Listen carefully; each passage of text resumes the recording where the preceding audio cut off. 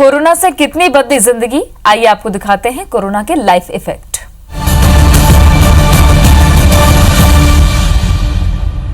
नमस्कार, मैं हूं अविनाश पाठक। IBC 24 की खास पेशकश में आपका स्वागत है।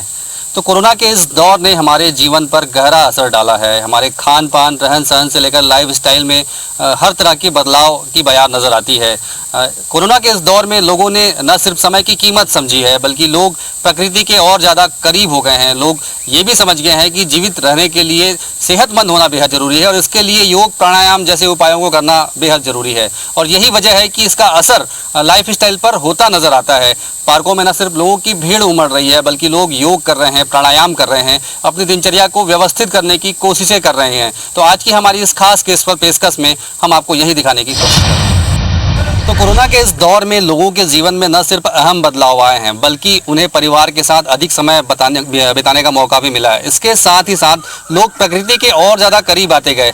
ये जो तस्वीर मैं आपको दिखाने जा रहा हूँ, ये कोरबा के अशोक वाटिका की तस्वीर है। देखिए कि किस तरह से यहाँ पे हर वर्ग के लोग पहुँचे हुए हैं। सुबह तकरीबन 7 बजे हुए हैं और सुबह 5 बजे से यहाँ लोगों का जमावड़ा शुरू हो जाता है। लोग यहाँ पर आकर वर्जिश करते हैं, एक्सरसाइजेज करते हैं और हर तरह से फिट रहने की कोशिश करते हैं। हालांकि ये इनकी रूटीन में शामिल है, लेकिन यहाँ के जो लोग हैं वो बताते हैं कि लगातार ऐसे लोगों की संख्या भी बढ़ रही है जो नए लोग हैं और उनके लगता है कि अब कहीं ना कहीं प्रकृति के पास और ज़्यादा जाने की ज़रूरत है। अपने आप को हेल्दी रखने के लिए इस तरह की एक्सरसाइजेस बेहद ज़रूरी है। सीधे उनसे बात करेंगे, लेकिन तस्वीरें आप देखिए कि किस तरह से आपको हर वर्ग के लोग यहाँ पे नज़र आ रहे होंगे, किस तरह से एक्सरसाइज ये कर रहे हैं। सीधे इनके बीच जाएंगे और पूछेंगे कि किस तरह से लाइफ में इनके चेंजेस आया है, क्या कुछ एक्टिविटीज़ इनकी होती हैं। आपसे जानना चाहूँगा, मैं देख रहा था कि आप लगातार यहाँ पे राउंड लगा रहे थे। किस तरह से, अगर इस दौर की बात करें, संक्रमण के दौर की बात करें, लाइफ में क्या लगता है, क्या कुछ चेंजेस आए हैं और अभी रूटीन लोगों की किस तरह से बदले गए? मानसिक रूप से आदमी स्वस्थ हो जाता है सर जी। और दिन भर काम करने में थकान महसूस नहीं होता और बहुत बढ़िया स्फूर्ति का आनंद मिलता है जी। दिन भर काम करने में कोई थकान नहीं रहता है और मन प्रफुल्लित हो जाता है सर। आप पुलिसकर्मी भी हैं, हालांकि आपको रेस्ट करने का समय नहीं मिला होगा, लेकिन लॉकडाउन के दौर में एक बड़ा वर्ग था जो घर पे था। आपके जो जान पहचान वाले हैं जिनसे आप चर्चा करते होंगे, क्या लगता है किस तरह की चेंजेस आई थी इस दौरान लोगों के लाइफ में? पुलिस के प्रति लोगों का जो प्यार मिला सर, वो अद्भुत था।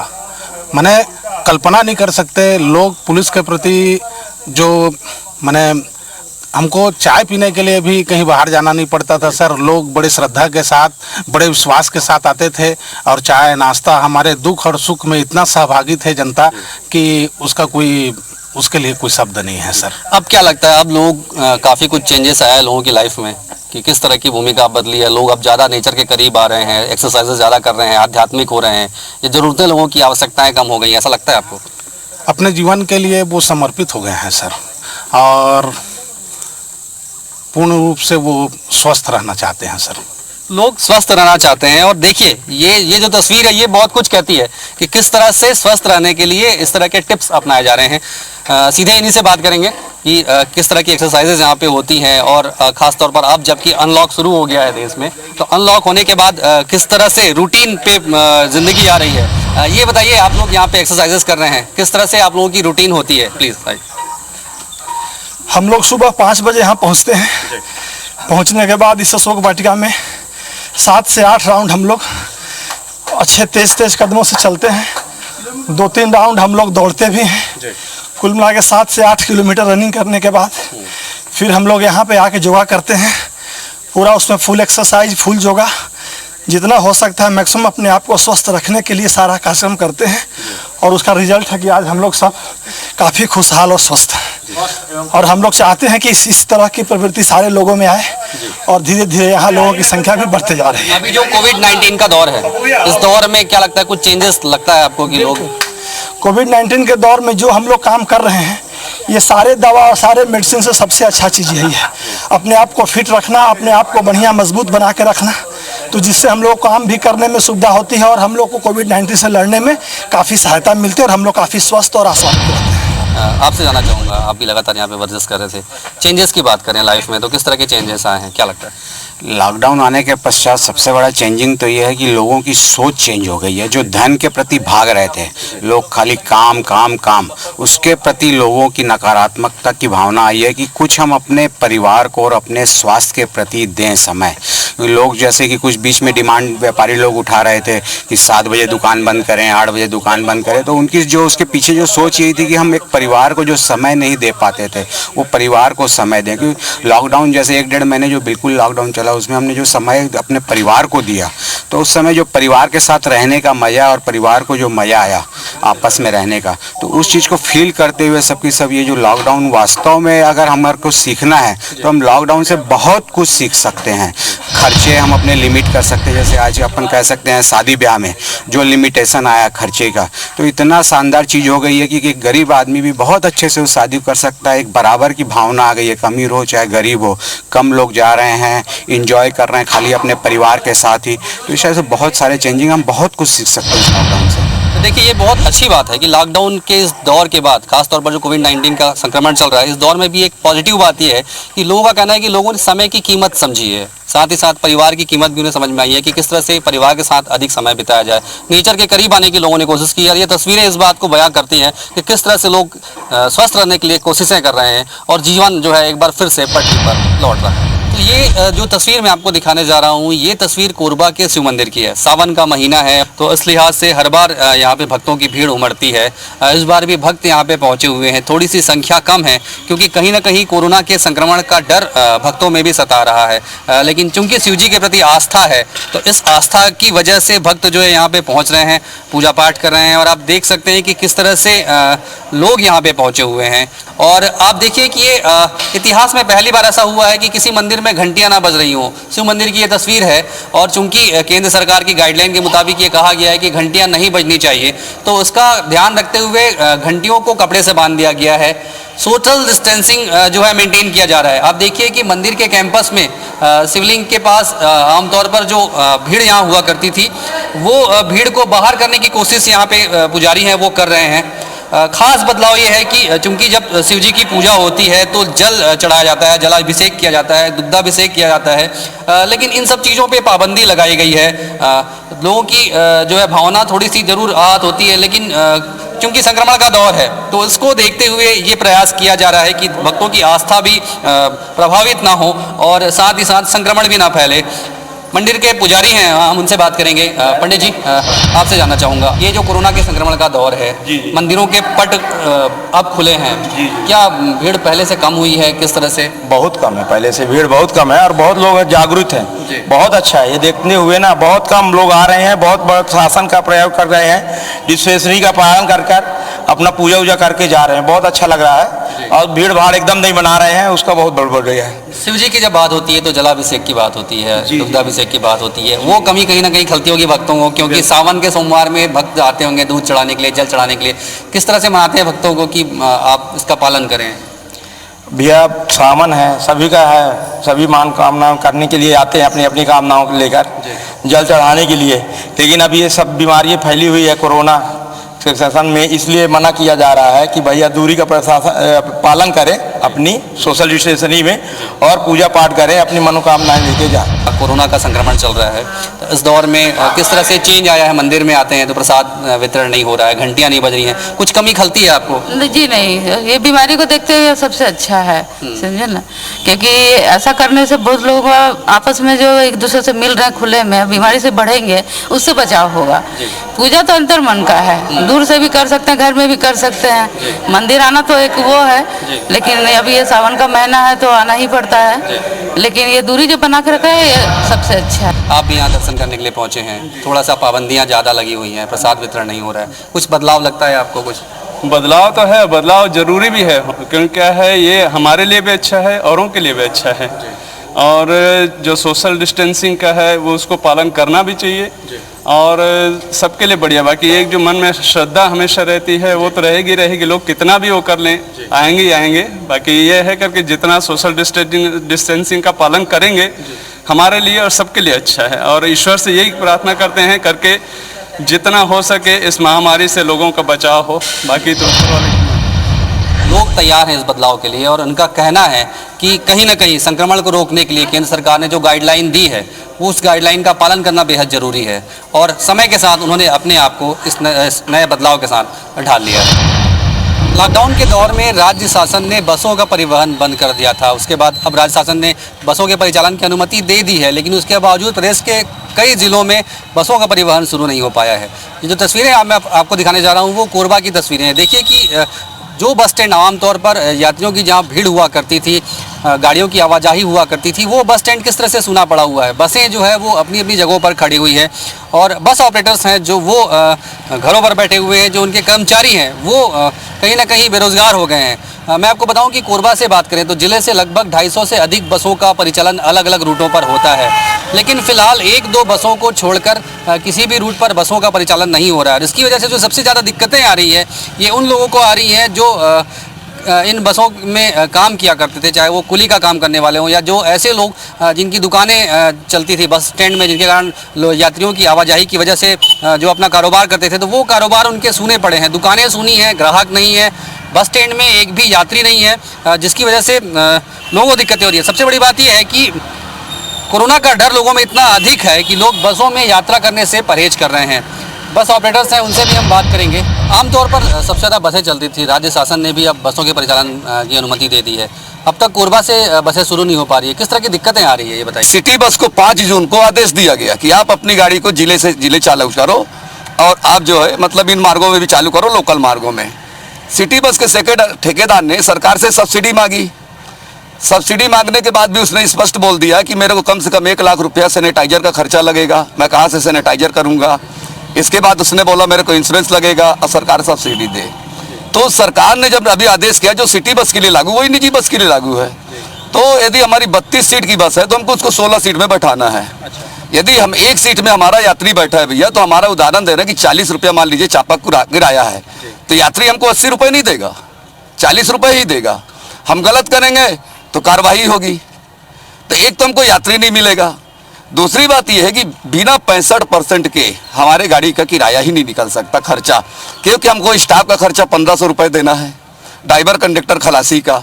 इसके बाद भैया एक टूटी फूटी जो जर्जर सड़क है, एक पट्टा टूटेगा तो हम 2 से 3 हज़ार का बनवाएंगे। टायर फूट गया भैया तो 18,000 20,000 का।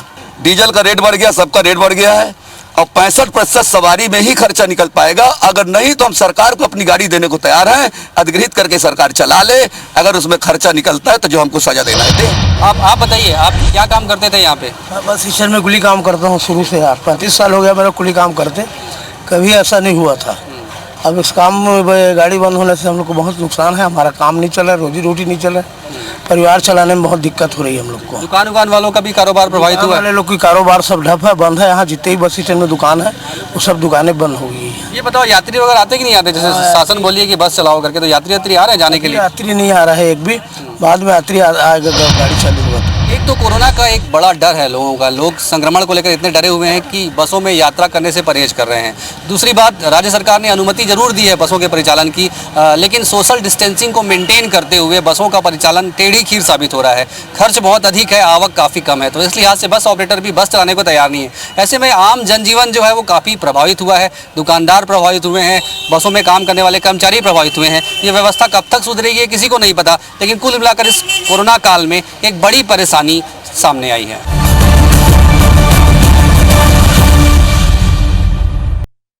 कोविड-19 का सबसे बड़ा इफेक्ट अगर कहीं पे पड़ा है तो वो हमारे एजुकेशन सिस्टम पर। सबसे बड़ी बात ये है कि जब से कोविड-19 का असर शुरू हुआ है उसकी वजह से स्कूल कॉलेजेस बंद पड़े हैं, जिसकी वजह से कॉलेज कैंपस, स्कूल कैंपस सूने पड़े हैं। मैं जो तस्वीर आपको दिखाने जा रहा हूँ ये कोरबा के एक निजी स्कूल की तस्वीर है। ये देखिए कि आमतौर पर जब जुलाई महीने की बात करें, सेशन जब स्टार्ट हुआ करता था तो स्कूलों में बच्चों की भीड़ हुआ करती थी, यहाँ पे सबसे ज़्यादा बच्चे होते थे। लेकिन ये पूरा स्कूल का कैंपस है वो खाली पड़ा हुआ है, क्लासरूम्स जो हैं वो खाली पड़े हैं। और इसकी सबसे बड़ी वजह ये है कि लगातार जो स्कूल कॉलेज बंद हैं तो इस वजह से बच्चे जो है वो घर पे हैं, स्कूलों में स्टाफ आ रहे हैं लेकिन वो भी या तो ऑनलाइन क्लासेस की तैयारी कर रहे हैं या फिर किसी तरह से सिलेबस को पूरा करने की कोशिश कर रहे हैं। जुलाई का महीना चल रहा है लेकिन अभी तक ये क्लासेस सुने पड़े हैं और कोई यहाँ पे बच्चा नहीं है, पढ़ाई जो है वो कहीं ना कहीं बच्चों की प्रभावित हुई है, लेकिन इसका विकल्प भी स्कूल संचालक जो है वो निकालने की कोशिश कर रहे हैं। इस तरह की कोशिशें की जा रही हैं कि ऑनलाइन ट्रिक अपनाया जाए, सिलेबस को कम किया जाए ताकि बच्चों को पढ़ाया जा सके। टीचर्स के पास चलते हैं कि किस तरह से क्लासेस चल रही हैं, क्योंकि मुझे बताया गया कि यहाँ पे पार्ट बाय पार्ट टीचर्स जो हैं वो क्लासेस लेते हैं, ऑनलाइन क्लासेस लेते हैं और कोर्स को कंप्लीट करने की कोशिश करते हैं। लेकिन इसके पहले स्कूल के प्रिंसिपल हैं, उनसे बात करेंगे। सर, आपसे जानना चाहूँगा एजुकेशन सिस्टम पर कोविड-19 का कितना असर हुआ है, क्योंकि 3 महीने से अधिक समय हो गए हैं, स्कूल बंद हैं, बच्चों की पढ़ाई किस तरह से डिस्टर्ब हुई है? जब से कोविड-19 के दौरान ये शटडाउन हुआ है, बच्चों पर ये पढ़ाई का असर बहुत प्रभावित हुआ है। हम जो फिजिकली बच्चों को पढ़ा सकते थे आमने सामने क्लासरूम में, अभी ये हमको कोविड-19 एक नई चैलेंज दिया है, और मैं इसको चैलेंज नहीं मानता हूँ, ये अपॉर्चुनिटी दिया है कि हम फिजिकली आमने सामने ना रह करके हम बच्चों को कैसे पढ़ा सकते हैं, ये दूसरा तरीका सिखाया है। तो इस तरह से हम बच्चों को पढ़ा रहे हैं। इसमें 100% बच्चे समझ नहीं पा रहे हैं, लेकिन 50% समझ रहे हैं, और इस वजह से हम चाहते हैं कि जब बच्चे आएंगे हमारे स्कूल में, जब स्कूल खुलेगा तो हम पुनः रिवाइज करेंगे और बच्चों को अधिक तरीके से समझाने की कोशिश करेंगे। एक अच्छी तस्वीर आपको दिखा रहा हूँ कि देखिए कि जिस तरह से क्लासरूम्स में पहले बच्चे हुआ करते थे, ये देखिए पूरा टीचर जो है, टीचिंग स्टाफ है, वो एक क्लासरूम में बैठा हुआ है और मॉडर्न टेक्नोलॉजी से किस तरह से पढ़ाने की कवायद की जा रही है, ये मैं अपने कैमरा पर्सन को दिखाएं आपको कि देखिए किस तरह से ये इस पूरी टेक्निक के जरिए ऑनलाइन क्लासेस जो है ली जा रही है। बच्चों को अपडेट किया जा रहा है कि जो बच्चे घर में हैं लॉकडाउन के बाद से या कोविड-19 की वजह से जो निकल नहीं पा रहे हैं, तो उन्हें एक पीरियड वाइज किस तरह से क्लासेस दी जाती है, उनके डाउट्स क्लियर किए जाते हैं। तो एक तरह से समय के साथ जो एजुकेशन सिस्टम है वो एडवांस होता जा रहा है। टीचर्स से कुछ बात करेंगे, क्योंकि कहीं ना कहीं एक चैलेंज भी है टीचर्स के लिए। मैम, आपसे जानना चाहूँगा, ये जो कोविड-19 का समय था, ये कहा जा रहा है कि अब टीचर्स अपडेट हो रहे हैं, किस तरह से नई टेक्नोलॉजी आप लोग अपडेट कर रहे हैं?